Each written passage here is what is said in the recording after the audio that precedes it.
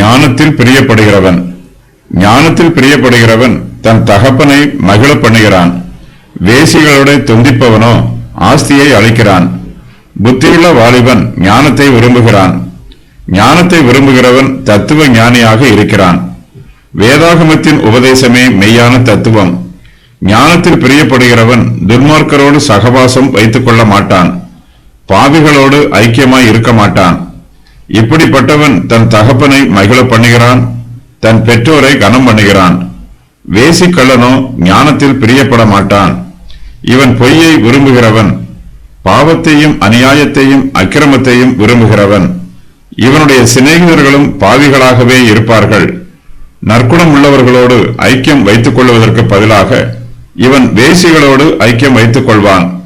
வேசி இவனையும் இவனுடைய ஆஸ்தியையும் அழித்து போடுவாள்.